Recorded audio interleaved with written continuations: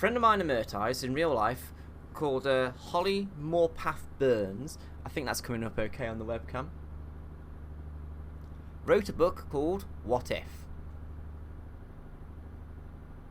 I'd like to point out I am not being paid for this. I actually bought this book to support my friend. She spent however many months writing this, and the idea is... Well, actually, I'll just read the bit on the back. I wrote this book with 2019 post questions, starting with what if in the year 2018. Oh god, they would have to twist a bit now. I'm going to do some reading.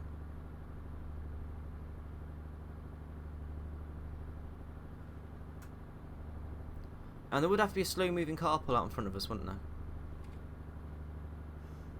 It's okay, I'll just overtake him at 40 miles an hour. Excuse me, coming through. Excusey. I wrote this book as a way to gather many of the amusing to thought-provoking concepts and discoveries I've had over the years, some of which are interactive. I wrote this book in the hope that it will help inspire conversation between you and the people in your life, but generally to encourage those that read it to think outside the box more frequently and to come up with their own questions about Earth, the universe, and everything. I'm not hoping to be taken seriously, but if you wish to, that's your free will. Trying to watch the road at the same time as read is interesting.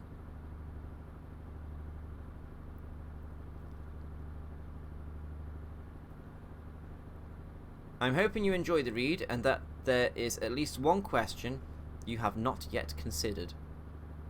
So, the idea is, ladies and gentlemen, those yet to make up their mind, in here are 219 questions. So 2019 what ifs. I'm going to ask you lot to pick a number. Pick a number between 1 and 2019 inclusive. I'll flick to the book, we'll read that, and we'll discuss it. There! Simple! And Locke has straight away gone to 6. Okay, we've gone with Locke's verse 69. Locke wins that. Right, now I have to get to question 69 without crashing. This is going to be fun.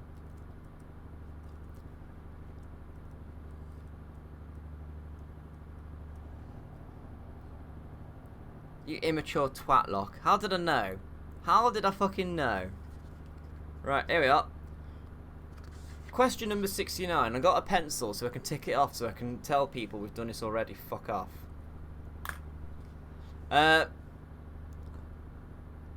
Okay, question number 69. What if discussing sex wasn't still so taboo? I don't know. I mean, is discussing sex taboo? In my life, it's never been a taboo. I know for some people it can be uncomfortable and private to discuss, and obviously I believe that some things should be kept private. What happens in the bedroom stays in the bedroom. But sex is taboo? Discussing sex is taboo? I'm not sure I agree with that one. Let's have a look at what you lot say in the... Let's have a look at what you lot are saying in the chat. Let's go from Minosha. More people would probably have better sex. Mr. Grumpy Monkey says it's not taboo. I agree. I don't think it should. It certainly shouldn't be. If it is a taboo, it shouldn't be. It's a fact of life. It's just how it goes. Sex is an act of nature, essentially. Murtai says depends who you're talking to. Yeah, this is true. People do have the right to not have sex thrust in their faces. So if actually I've just mentioned this and you're uncomfortable with talking about sex, I apologise. Actually, not the intent to upset anyone.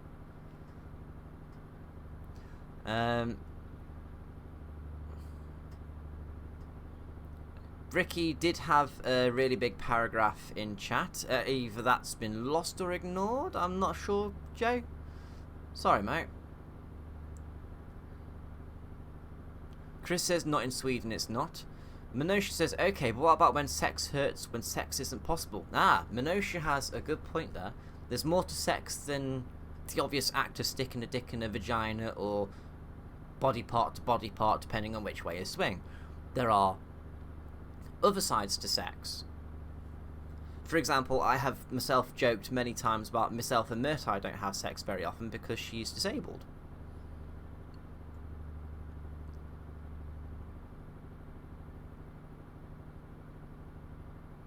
Where did you send your wall of text to then, Bricky? In chat? In chat here or Twitter or...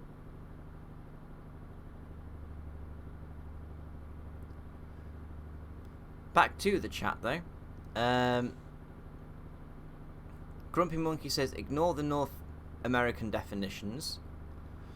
Squirrel says, varies from person to person. Some don't like talking about it, some are far too open about talking about it, and some are neutral. I think, if I had to label myself on that spectrum, Squirrel, I'd probably say I'm borderline far too open. I really have no filter when it comes to talking about sex. Apart from the aforementioned, I won't tell you what I've done, but the whole idea of sex and talking about it isn't an issue for me whatsoever. Minosha says, I have a condition that makes sex really, really painful. For the longest time, I couldn't talk about it because people would basically say, shut the fuck up, nobody wants to hear about your sex life or lack of. That's harsh. That's unbelievably fucking harsh, man. What the hell? And I'm not just saying that because I'm in a situation where my partner, it's too painful for her to have sex. Do you know what? Do you know the amount of times people over the last few years have turned around to me and say, she can lie on her side, can't she? She can suck you off, can't she? Or all the other things, just like, makes me feel that these guys just want me to use my other half's holes, for a better way of putting it. And those conversations, they make me uncomfortable because I believe sex is a two-way thing. You should both be enjoying it, right? See, you started here, by the way, Locke, picking number 69. Well fucking done, mate. Sex is a two-way street. And so when they say, can your partner not lie on her side? No, she can't, because it fucking hurts too much to even do that when she's on her own. Never mind anything else you want me to do, like stick a dick in her. If we do have sex, I'm lucky if it lasts longer than 5 minutes, because the pain kicks in and it stops her. But no, she's got to lie on her side. She's got to just basically lie on the side of the bed, open her mouth, and let me have my wicked way with her and just use her. Like, no. My partner is not a masturbatory aid. If I want to have sex with her, it's got to be a two-way thing. And that really does get up my nose when people say that. Getting back to the chat though, Minosha says, even my doctor was like, can we not have this conversation please, it's uncomfortable. Locke says, I don't have a problem about talking about it, but I also don't talk about it much because I don't feel like sharing that. Grumpy Monkey, Twitch no longer shows an error if you send a wall of text. Oh, I get it, so... I guess that's related to Bricky's comments of being unable to change his name.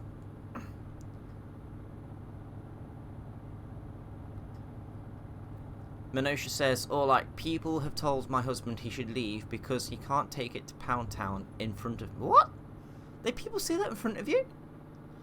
Locke says it got us talking, didn't it? Yes, it did, and I'm going to send this to the author later, and I'm going to tell her, you're a bad friend, because look what you started.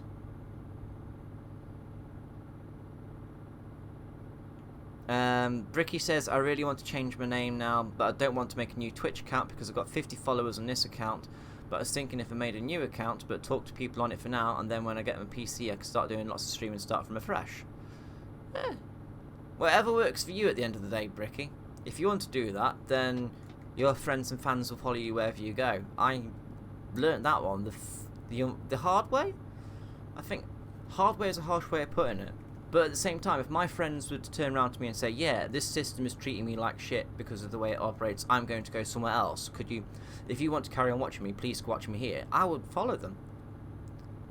And, yeah, I would. After all, they've been kind enough to follow me from here to there to everywhere, so why would I not do the same for them? It's the old age-old treat people as you expect to be treated yourself. And I place a lot of importance in loyalty. Even if you don't want to follow me, that's fine. I'm not going to hold it against you. But if someone does something for me, I will remember that. Despite my shitty memory, I will remember what you've done for me, and I'll attempt to repay it back to you. Murtai says, Minosha, that's so shitty. Yes, that is shitty of people. Minosha says, my husband usually tells them to fuck off. He didn't marry me in health only or until I can't fuck you. Locke says, your husband sounds like a champ. He does. And Minosha's told me a couple of things as well over the last couple of years that makes me realise just how awesome her other half is. Again, private, not going to go in there. Tuxedo Bot says something. Oh, fuck off, Tuxedo Bot. Ricky says, I've changed my name too much. No one is coming into my channel because I've changed my name too much, so I might start a new account, start fresh. That's up to you. Changing your name, changing your brand, changing your image can be a detriment towards building a brand. You have to keep it consistent and... oh shit, there's a car on the outside there. You have to keep it consistent and let your followers know, this is what I do, this is who I am. I'm staying like this. If they're looking for you, and if they haven't clicked follow, or they haven't got email notifications, they might not necessarily know who you are to look for you. Keep it consistent. Minosha says new account will lose followers though. She then continues, hubby is a total winner. He's more than happy to just spoon when the bus to Pound Town breaks down. Locke says, I'd change the name but keep the account, as current followers will see notifications still and may still turn up even if the name is different. Yeah, agreed. Keep the account, just change the name, but then keep the name. Don't keep changing it every few months. Just pick a name, keep to it.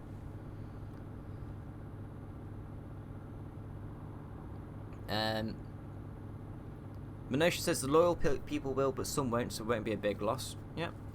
Grumpy Monkey, my cat wanted attention, so she got onto my lap just to jump down. And at this point, ladies and gentlemen, and those that are yet to make up their minds, I would like to actually give a plug to Mr. Grumpy Monkey. He streams at a different time of day to the rest of us, being in a different time zone and all. But also his Twitter is filled with cats. Go give his Twitter... Grumpy Monkey, post your Twitter in the chat for us, please. Post your Twitter, Grumpy Monkey. Everyone give him a follow, and then check out his cats. They're adorable.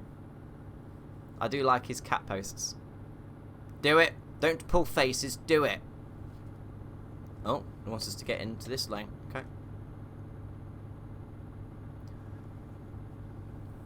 Minosha says cats are assholes. Yes, yes they are. I'm slowly catching up with chat in case you hadn't noticed, by the way, guys. You guys are actually chatting quite quickly, and I'm also driving at the same time and talking, so I want to make my own points. And so I'm actually struggling right now. This is a good little stream for me. Thank you very much for this, guys. And then Bricky says, I might just start a new account, so then people will know that my stream name is called whatever I want to have. You do whatever course of action you feel is right for you at the end of the day. You've got your options in front of you. We've given you our opinions. It's now up to you to make up your mind. If you want to continue bouncing from chat to ask opinions, I'm not saying fuck off. Please stay around. I'm enjoying your company. But if you want to go asking for more opinions, that's absolutely fine. In fact, I'd recommend it because you shouldn't. In my opinion, you should never just ask the first person for advice, their advice, and then roll with it. Unless it's really big and important and you don't feel like you can ask anybody else. Mr. Grumpy has posted his link. Thank you very much. Yes, check out his cats. He has lots of cats on his profile. Check him out. He also posts funny shit every now and again as well.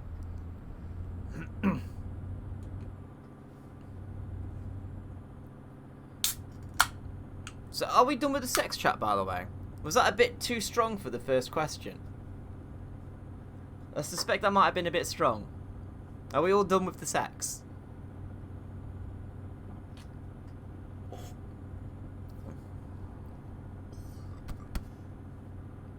I suspect we're all done with this. Minosha's happy to chat sex all damn day. Chris, I don't know, but did talk about giving Monkey a plug giggity. Oh! Ah, oh, Chris, that was awful.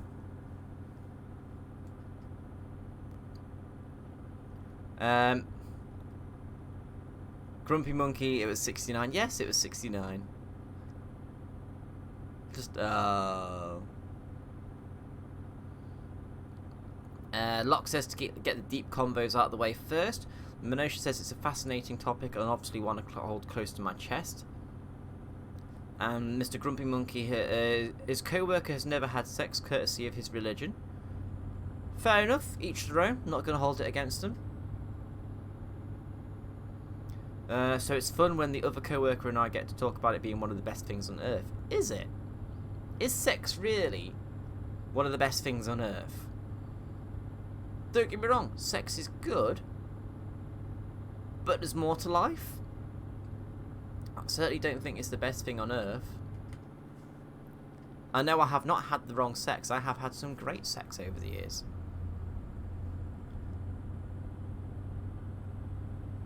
I just believe that there's far more you can be doing with your spare time. Or any time for that matter. There we go, cruise control is on. Finally. Oh wait. Yeah, I made a honky noise, so the speakers are still on. That's going to be a new thing now. I'm making a noise with the speakers every now and again just so they don't turn off. Oh, we're running out of fuel. Shit. Okay. Locke, it reminds me of a quote from the Dalai Lama about sex, where he said that people should be pursuing happiness. He said that people should be pursuing happiness, to which someone in the crowd said, well, sex gives me happiness, should I pursue that? Ha! Ha! That's kind of cool. Minosha says, hey, I think the best thing on earth is being handed $100 cash and told to do whatever with it, buy something fun. Yeah, I can see that. I can definitely see that. Squirrel says you need to shout, I'm Goose when you honk sheesh. Alright. Right, switch to external cam. Right. I'm Goose! I'm Goose! Can you guys hear that all of a sudden?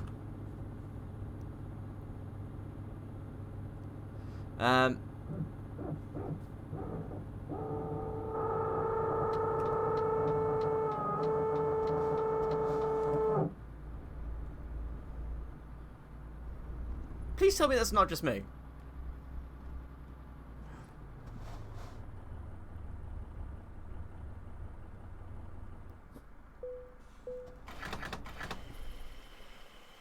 I think Murtai summed it up there.